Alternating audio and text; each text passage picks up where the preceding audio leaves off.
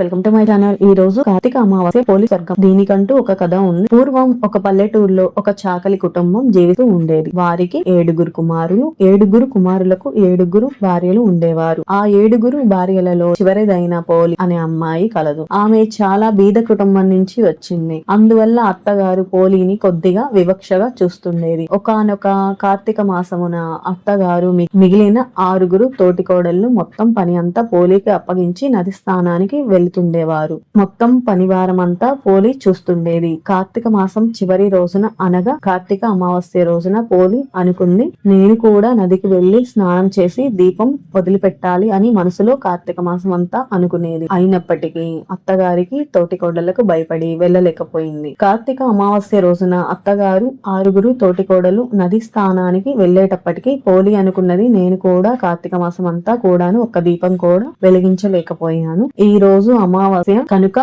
ఈ రోజైన పరమేశ్వరుడికి ఒక్క దీపమైన వెలిగించుకుందాం అనుకున్నది. తమ పెరడులో ఉన్న పత్తి చెట్టు నుండి పత్తిని తీసుకొని దానిని ఒత్తిగా చేసి పెరుగు, చిలకగా వచ్చిన వెన్నను కరిగించి ఆవు నెయ్యి చేసి చిన్న ప్రమిదను తీసుకొని ఈ ఆవు నెయ్యిలో తడిపిన ఒత్తిని ప్రమిదలో ఉంచి దీపారాధన చేసింది. ప్రమిదను నదిలో వదలాలి అనుకొని అత్తగారి భయంతో ఇంట్లోనే చాకలి బాణలో ఈ ప్రమిదను వదిలింది. ఎంతో భక్తి ప్రవత్తులతో పోలి చేసిన ఈ దీపారాధన కాంతులు ఆకాశంలో ఇంద్ర ధనస్సుగా మారిపోయింది. ఇలా అవడం వల్ల పోలి భయపడి అత్తగారికి తను దీపం వెలిగించిన విషయం తెలిసి తిడతారని భావించి చిల్లులు పడిన బాణను ఒకదానిని ఆ ప్రమిదపై ఉంచింది. కానీ చిల్లులున్న బాణ కావడం వల్ల చిల్లుల నుండి ఆ దీపకాంతి నేరుగా వైకుంఠం దాకా వెళ్లేటప్పటికి విష్ణుమూర్తి పోలి భక్తికి ఆనంద పరవశుడై విష్ణు దూతలను పంపి పోలిని పుష్పక విమానంలో తీసుకురమ్మన్నాడు. విష్ణు దూతలు పోలి వద్దకు వెళ్లి వాళ్ళు వచ్చిన పని చెప్పారు. అందుకు పోలి, అయ్యా,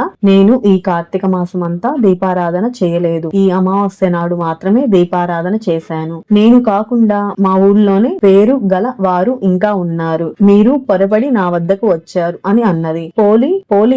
పోలి ఇంటికి పుష్పక విమానం వచ్చిన వార్త విన్న ఆమె అత్తగారు తోటికోడళ్లు అసూయపడ్డారు. కార్తీక మాసం అంతా దీపారాధన మేము చేస్తే ఈ ఒక్కరోజు దీపారాధన చేసిన పోలికి స్వర్గ ప్రాప్తి ఏమిటని అసూయపడ్డారు. చివరికి విష్ణు దూతలు పోలిని ఒప్పించి పుష్పక విమానంలో వైకుంఠానికి చేర్చారు. ఈ కథను ఎవరైతే భక్తి శ్రద్ధలతో వింటారో చదువుతారో వారికి అష్టైశ్వర్యాలు లభిస్తాయి. ఇక్కడ మనం గమనించవలసింది ఒక విషయం ఉంది. పోలి పరమేశ్వరుడికి దీపారాధన చేసింది, కానీ విష్ణుమూర్తి ఆమెకు వైకుంఠ ప్రాప్తి కలిగించాడు. దీనిని బట్టి మనం ఒకటి అర్థం చేసుకోవాలి. అదేమిటంటే శివ కేశవుల భేదం లేదన్న సత్యం. Please subscribe my channel. Thanks for watching.